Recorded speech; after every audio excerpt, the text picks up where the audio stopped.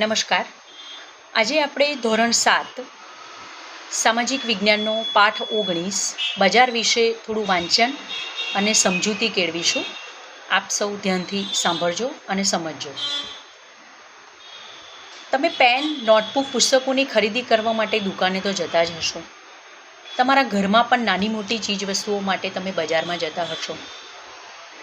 ચીજવસ્તુઓ કોણ બનાવતું હશે અને બજાર સુધી કેવી રીતે પહોંચતી હશે અને દુકાનોમાં કેવી રીતે પહોંચતી હશે? આ ચીજવસ્તુઓ ખરીદનાર કોણ છે અને બજારમાં લઈ જનાર કોણ છે? આ બધા વિશે આજે આપણે અભ્યાસ કરીશું અને અલગ અલગ પ્રકારના બજાર વિશે આપણે માહિતી મેળવીશું. સૌપ્રથમ બજાર એટલે શું?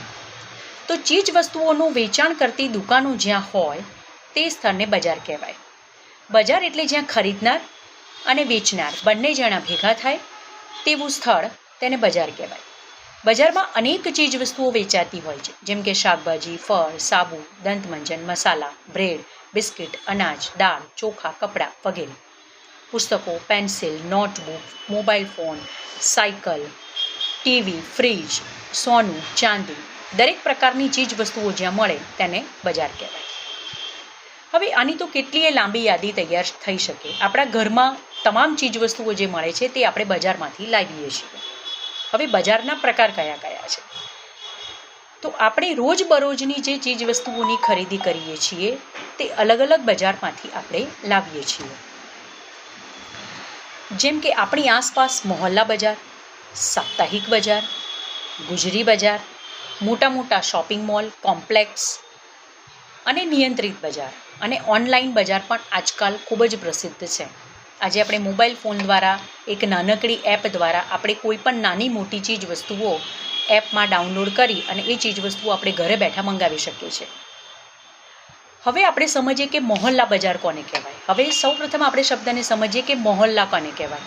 તો જે સ્થળે આપણે રહીએ છીએ એની આસપાસ જે એક સોસાયટી હોય છે, એક ટેનામેન્ટ હોય છે, ફ્લેટ હોય છે, એક નાનકડી જગ્યામાં જ્યાં મોહલ્લો હોય છે તેને આપણે મોહલ્લા બજાર કહીએ છીએ. અને જ્યાં આપણે રહેતા હોઈએ ત્યાં નાની નાની દુકાનો અને જે લારી ગલ્લામાં જે લોકો લઈને ઊભા હોય છે અથવા તો નીચે પાથરીને બેઠા હોય છે એ લોકોને આપણે શું કહીએ? મોહલ્લા બજાર. જે આપણે જે જગ્યાએ જ્યાં રહીએ છીએ તેની આસપાસની જે નાની એવી દુકાનો અને જે રેકડી હોય છે, જેને આપણે રેકડી પણ કહીએ છીએ, જેને હાટ પણ કહી શકાય છે, જ્યાં ચીજવસ્તુઓ ખૂબ સસ્તા ભાવે મળે છે તેને આપણે મોહલ્લા બજાર પણ કહીએ છીએ.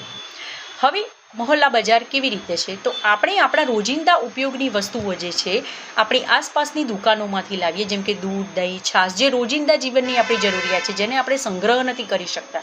જેમ કે દૂધ છે, દહીં છે, આપણે 1 કે 2 દિવસ સુધી સંગ્રહ કરી શકીએ, પરંતુ જેમ આપણે ઘઉં કે ચોખા છે, જેમ કે આપણે 2 મહિના 3 મહિના વરસ માટે ભેગું કરીએ, એમ દૂધ, દહીં આપણે ભેગું કરી શકતા નથી, જે રોજબરોજ માટે આપણે બજારમાં જવું જ પડે છે. પછી ગૃહ વપરાશની તેલ, મસાલા છે, પેન્સિલ છે, નોટબુક છે, આ બધી જે વસ્તુઓ છે એ આપણે ક્યાંથી લાવીએ છીએ? મોહલ્લા બજારમાંથી લાવીએ છીએ. અને આપણી આસપાસની નાની નાની જે દુકાનો છે એમાં ફળ, શાકભાજી જે છે, જે વસ્તુઓ તાજી આપણે જોઈતી હોય તો એ આપણે મોહલ્લા બજારમાંથી લાવીએ છીએ. અને મોહલ્લા બજારમાંથી જે વસ્તુઓ છે એ આપણને ખૂબ જ સસ્તા દામે મળી આવે છે. કેમ?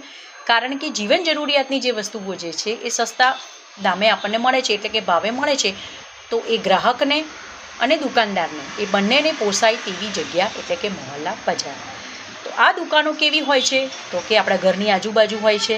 આપણી જરૂરિયાત, સમય, દિવસ, સમય એ પ્રમાણે આપણને મળી જાય છે. એનો એક ચોક્કસ સમય ફિક્સ હોય છે. એ સવારના 7 વાગ્યાથી સાંજના 7 વાગ્યા સુધી. કેટલીક દુકાનો એવી હોય છે કે રાતના 12 વાગ્યા સુધી પણ ચાલતી હોય છે. દવાની જે દુકાનો હોય છે એ આખી રાત પણ ચાલતી હોય છે, જે દવાખાનાની આસપાસ પણ હોય છે, જે આપણા ઘરની આસપાસ પણ જોવા મળે છે.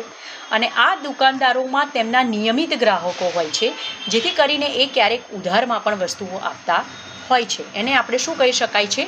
મોહલ્લા બજાર કહી શકાય છે. તો આજે આપણે બજારનો એક પ્રકાર હતો મોહલ્લા બજાર, તેના વિશેની માહિતી આપણે મેળવી છે.